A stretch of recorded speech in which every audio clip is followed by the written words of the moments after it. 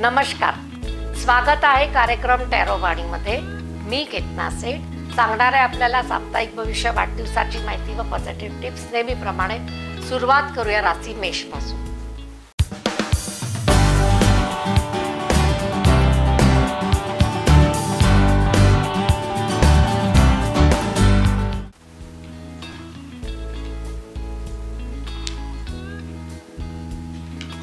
Mesh राशीला wheel of Fortune card असं म्हणत आहे की जिथे प्रयत्न कमी पडायला लागलेला आहे तिथे फोकस करा। कोणाची मदत पाहिजे असेल तर मदत घ्या। कामाचे अडथळे वाढलेले दिसत आहे। कुठेतरी प्लान चुकीचं चालू आहे आणि असं वाटते की कामामध्ये गती येण्याचा ऐवजी संथपणा आलेला आहे। कुठे ना कुठे आजारपण, त्रासदायक आठवडा किंवा नेगेटिव्हिटीचा तुमच्यामध्ये वावर झालेला आहे। असं काही आलं असेल किंवा तुम्हाला जाणवत असेल तर या आठवड्यामध्ये तुम्हाला तुमच्या बॉडीला क्लिअर करायची फार गरज आहे।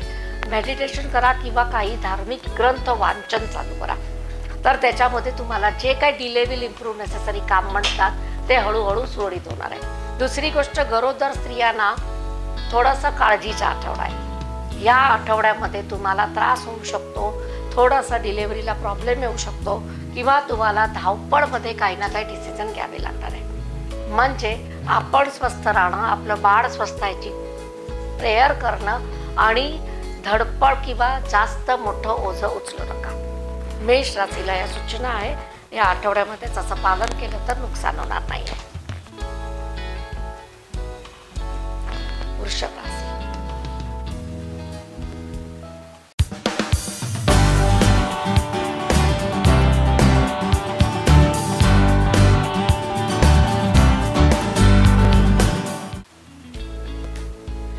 वृषभ राशीला तलवारीच्या धारेवरती आता असं वाटत आहे की तुम्ही तुमच्या घरामध्ये काही डिसिजन आता घेणार आहे, ते तलवारीच्या धारेवरती आहे। पॉझिटिव्ह आहे, कुणाला विचारून घेतलेले आहे, इन्व्हेस्टमेंट आहे, 2 वास्तूमध्ये इन्व्हेस्टमेंट आहे, एक शेती दाखवते प्लस अब्रॉड। काही मुलांना विदेशी जायची गडबड आहे, शिक्षणासाठी, करिअरसाठी किंवा जॉब आला असेल तर, ऑफर आली असेल तर, आणि काही लोकांना विदेशी पार्टनर या आठवड्यामध्ये सापडत आहे। सगळं चांगलं आहे, सगळं शुभ आहे। माइंडची स्थिती सुट ठेवा। प्रत्येक गोष्टीमध्ये खोड काढायची, प्रत्येक गोष्टीमध्ये नाचा पाडा म्हणायचा। पहिला निगेटिव्ह पार्ट बघायचा, नंतर पॉझिटिव्ह थिंक करायचं। ही जर तुमच्यामध्ये कुतर्क करण्याची सवय असेल तर या आठवड्याला बाजूला करा। वेळ चांगली आलेली आहे, त्याचा फायदा चांगला घ्या। मिथुन राशी,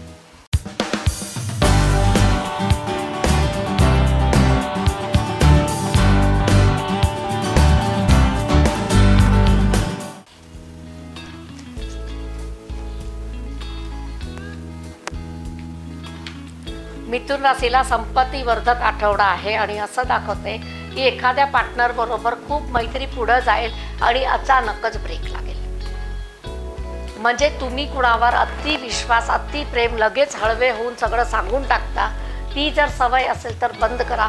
इथं मेसेज टू शेअर कार्ड आहे, असं सांगते की तुमच्या गुप्त गोष्टी, सुप्त गोष्टी आणि इन्व्हेस्टमेंट, पैसा क्लास 1 आहे का क्लास 2 आहे, हे जे तुमचं स्टेटस आहे सगळ्याला दाखवू नका। लगेच आउट होतंय आणि तिथनं नेगेटिव्हिटी येते। आणि जे कोण तुमच्याबरोबर आता जुळणार आहे, एंडिंग ऑफ द रिलेशनसाठी जुळणार आहे। म्हणजे स्वार्थ बुद्धीनं जर तुमच्या अवतीभोवती कोण वावरत असेल, मुलगा मुलगी, कझिन्स असणार किंवा नोकर चाकर असणार, तर त्याला या आठवड्यामध्ये थोडासा लाभ ठेवानी ओळखायला शिका। कर्क राशी,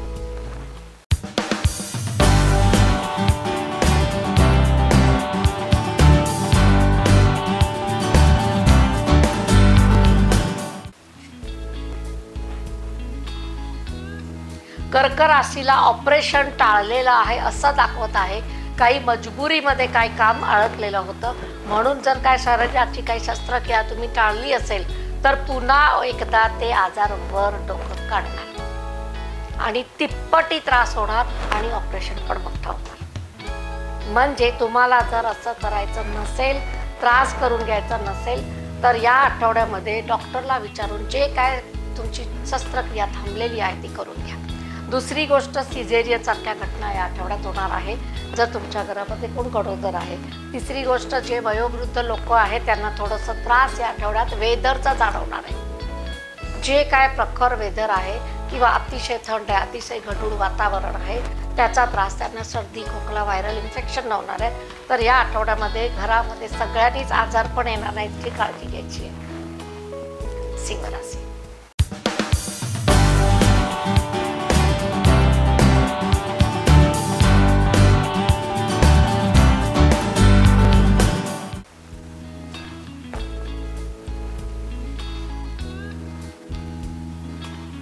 सिंह राशीला डेव्हिल कार्ड आलेला आहे.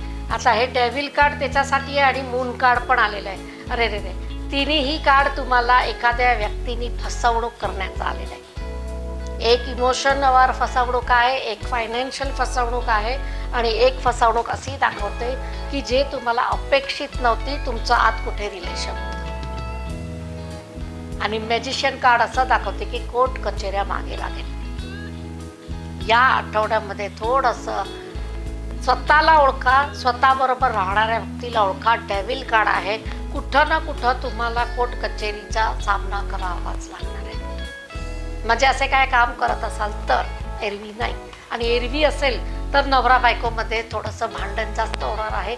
परत कोर्ट कचेरी, म्हणजे शेवटी इरून फिरून कोर्ट कचेरी आहे. या आठवड्यामध्ये सिंह राशीच्या लोकांनी वादविवाद कमी करायचा आहे. सहनशक्ती वाढवा, नाहीतर काही रिलेशन विच्छेदनाला जाणार आहे. इन्व्हेस्टमेंट मुलांसाठी करावी लागणार आहे, ती पॉझिटिव्ह आहे. कन्या राशी.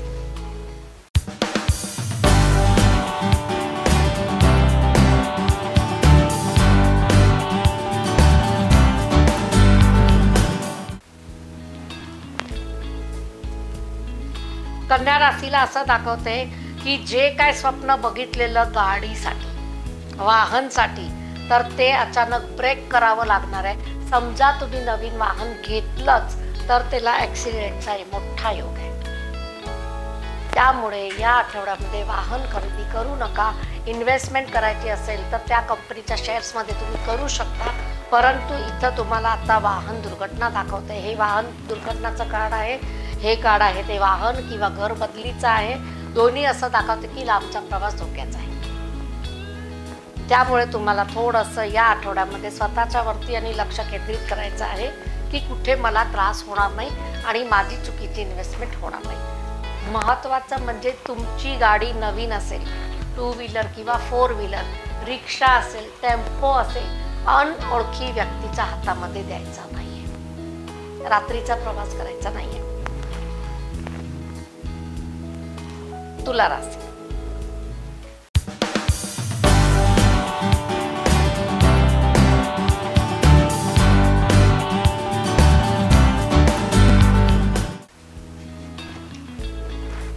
तुला राशीला आपलं समाजामध्ये नाव खूप चांगलं झालेलं होतं आणि आत्ता लोक विचारणार पण नाही, ह्या भीतीनं थोडंसं त्रस्त झालेले आहे. अशी काही घटना तुमच्याबरोबर घडलेली आहे की ज्याच्यामुळे तुमचं मन तुटलेलं आहे आणि खिन्न झालेलं आहे. त्यामुळे तुम्हाला एकच सांगते, वेळ आहे, निघून जाईल.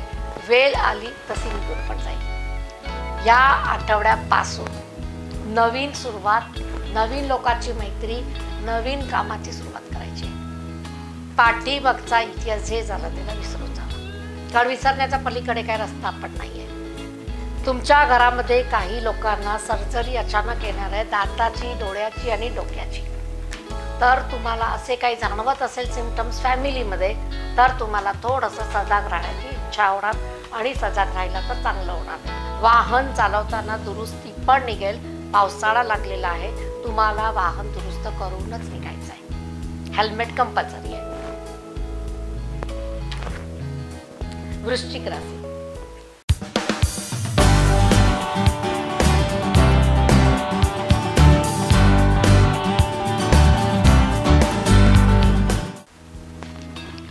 वृश्चिक राशीला जस्टिस कार्ड आहे.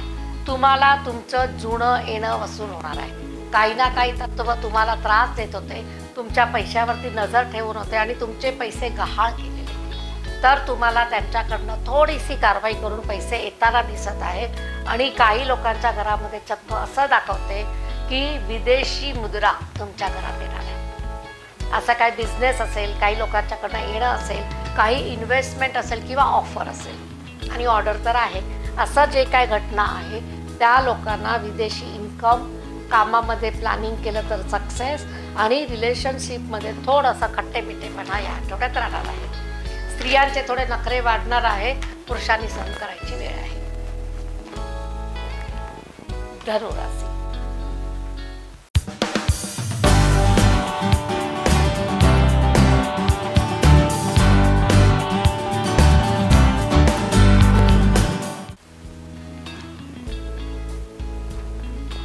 धनु राशीला 7 ऑफ वँड्स कार्ड आहे आणि त्याच्यानंतर movement of residence chariot card आहे. असं दाखवते की स्थलांतर, एक गावापासून दुसऱ्या गावाला, एक रेंटचं घर होतं कदाचित दुसरं घ्यावं लागेल, बदलावं लागेल, प्रगती नाही झाली, असं तुम्हाला विरोधाभास होईल, तर तुम्हाला ते एकदम डिसिजन घेणं गरजेचं राहील. काही वास्तू पुराणी असतात, त्याच्यामध्ये तुम्हाला खूप नुकसान होतं आणि त्या वास्तूकडनं तुम्हाला त्रास आणि त्रासच मिळत असेल. कितीही कष्टानं तुम्ही बनवलेली असेल, परंतु ती तुम्हाला सूट होत नसेल तर तुम्हाला त्याचा त्याग करावा लागतो. किती वर्ष आणि किती दिवस आपण नुकसान सहन करणार आहे. एक पॉझिटिव्ह निर्णय इथं घेताना दिसत आहे. सेल्फ डिसिप्लिनची खूप गरज आहे. हे मुलामुलींसाठी आहे की ज्या लोकांना आता कंटाळा आलाय, 11-12 वाजता उठायचं आहे, लवकर उठणं होत नाही आहे, आळसपणा भरलेला आहे, रात्री खूप उशिरा झोपायची सवय आहे, बाहेर हिंडाय फिरायची सवय आहे, कंट्रोलमध्ये या, पोटामध्ये त्रास चालू झालेला आहे. मकर राशी.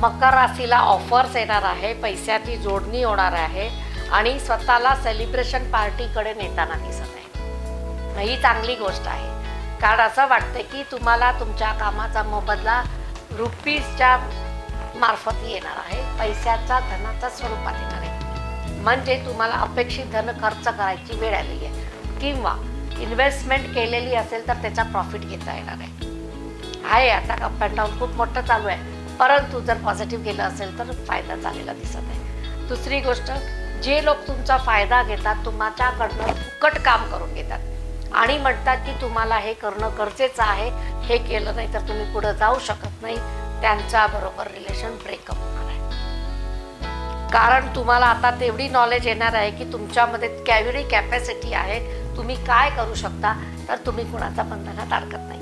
राजकारणामध्ये मोठी खडबड या आठवड्यामध्ये होणार आहे, त्यामुळे तुम्हाला त्याच्यामध्ये काही नुकसान होणार नाही ह्याची काळजी घ्यायची आहे जे लोक राजकारणी आहेत. कुंभ राशी.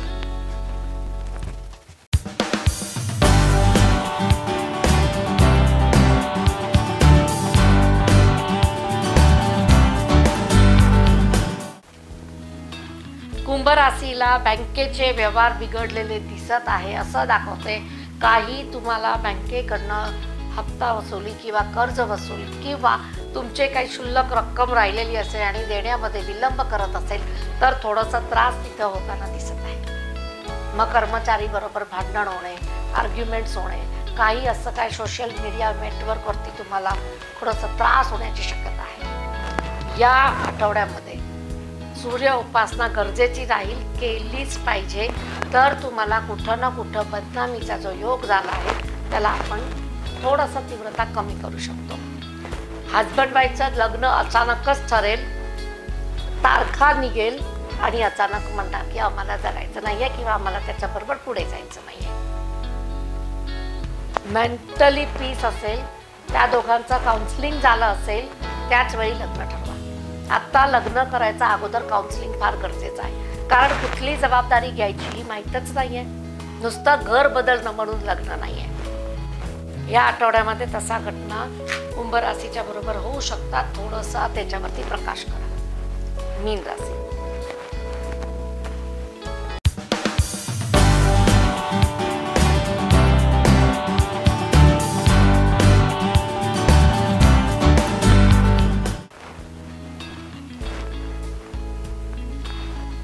मीन राशीला असं वाटते की आपल्या घरामध्ये जी आपली परिस्थिती बदलायची होती ती थोडी थोडी हळूहळू संथ गतीने का होईना पण चालू आहे. म्हणजे एकदम निराश पण नाही आणि एकदम खुश पण नाही आहे, मिडलमध्ये आहे पण हॅप्पी आहे. दुसरं फुल कार्ड आहे, मुलांच्यासाठी चांगली सोय झालेली आहे. फायनान्स असू दे, कॉलेजेस असू दे किंवा शाळेच्या पुढच्या वर्गामध्ये सोय करायची असेल झालेली आहे. त्यांच्यासाठी तुम्हाला थोडे पैसे इन्व्हेस्टमेंटसाठी शिल्लक ठेवायचे आहे. अचानक त्यांचा खर्च वाढेल तर त्यासाठी या आठवड्यामध्ये पैसे थोडे जास्त ठेवा, कारण तुम्हाला मुलांच्या उपकरणासाठी, शालेय वस्तूसाठी, युनिफॉर्मसाठी पहिल्यापेक्षा दुप्पट रक्कम मोजावी लागणार आहे. त्यामुळे मीन राशीच्या लोकांनी या आठवड्यामध्ये खर्च नियंत्रणवर करून जे काय आकस्मिक खर्च होणार आहे किंवा मजबुरीमध्ये किंवा कंपल्सरी करायचा आहे त्याच्यावरती भर द्यायचा आहे. या आठवड्यामध्ये थोडीशी गुड न्यूज अशी पण येणार आहे की तुमचे अडकलेले पैसे परत मिळणार आहे, मग ते मागायला सुरुवात करा.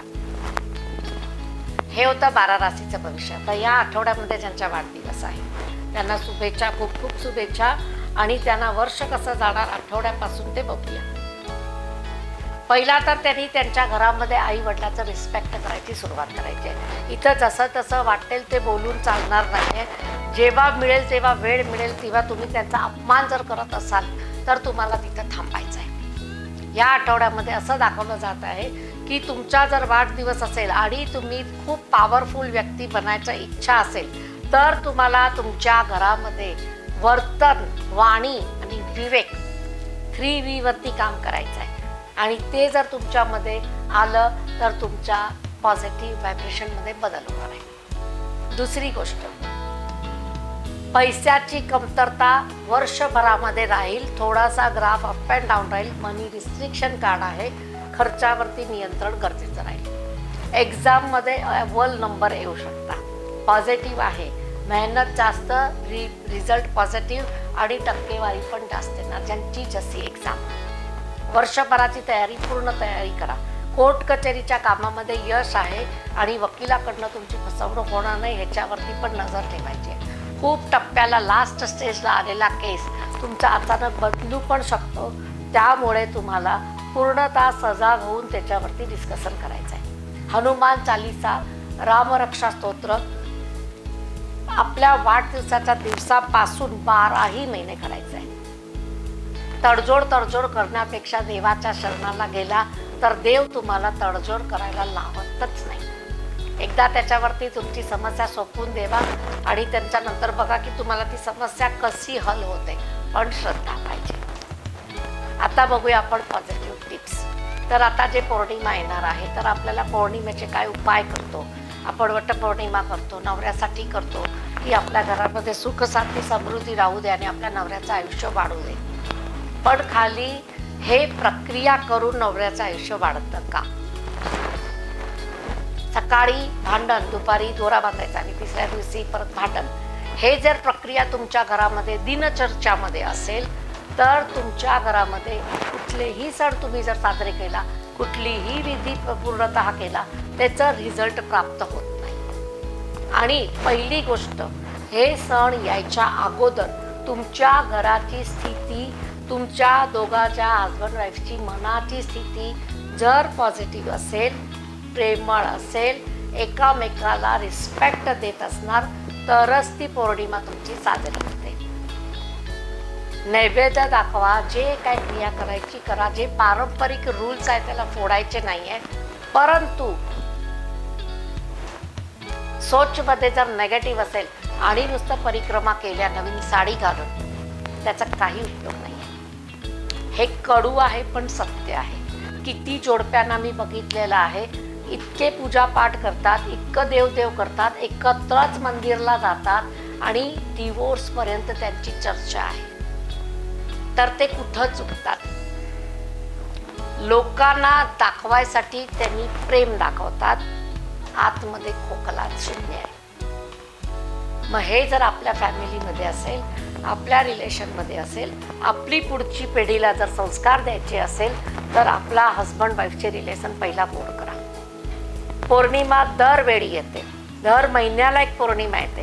प्रत्येक पौर्णिमेचं काही ना काही विशिष्ट आहे आणि त्याच्यामध्ये कुठला ना कुठला देवाची कुठला नैवेद्य कुठला तेव्हार येतच असतो, पण आपल्या घरात फुल मूनची जर एनर्जी पाहिजे असेल, पॉझिटिव्ह शीतळता पाहिजे असेल, तर त्या कपलनी चंद्राच्या रोशनीमध्ये पर पौर्णिमेला बसायला चालू करा.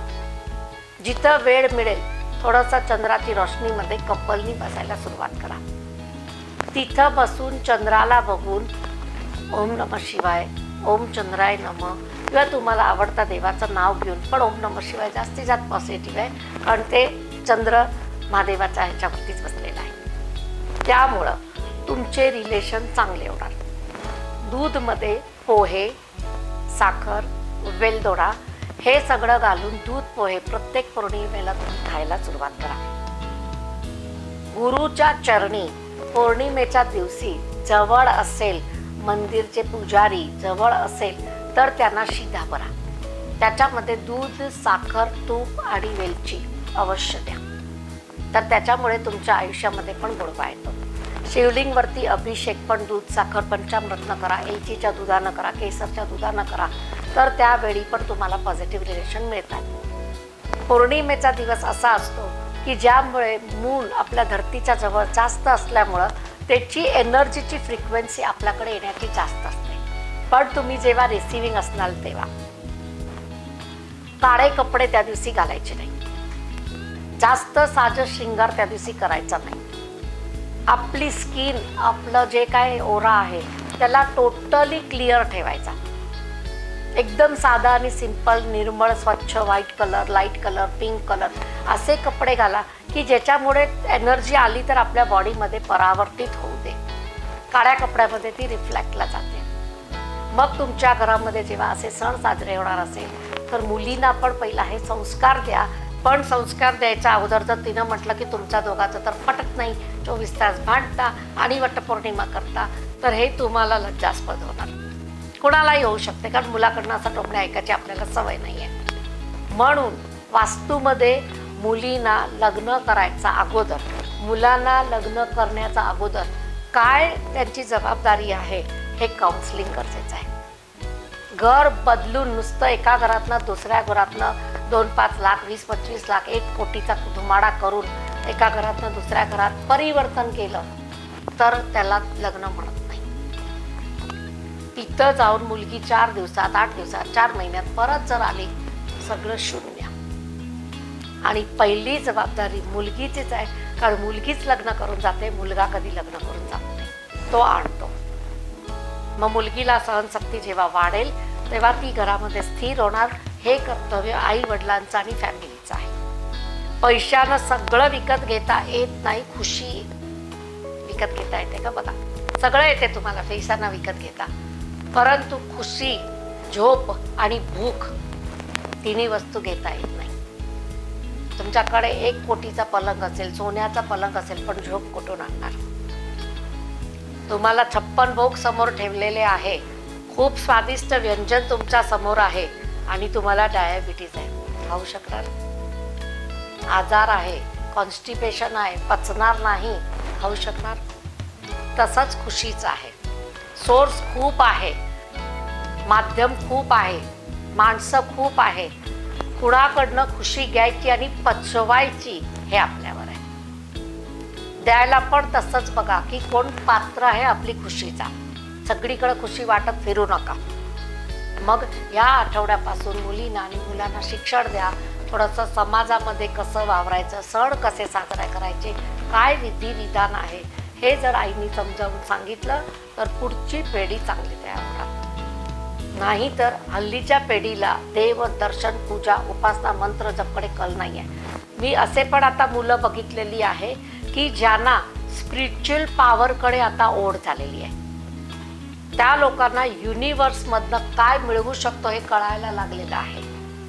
आई वडिलांना माहीत नाही तेवढं मुलं आता स्पिरिच्युअल झालेली आहे. विगन होत आहे, नॉनव्हेज सोडत आहे, जीवावरती दया करतात, प्राण्यांना प्रेम करतात, त्यांच्यावरती त्यांनी दया करून त्यांचा औषध उपचार करतात. मग हे पण मुलं ह्याच काळामध्ये आहे. मग हे जे संस्कार आहे ते कुठं ना कुठे पूर्वजांची पिढीमध्ये असल्याशिवाय त्याच्यामध्ये येणार नाही.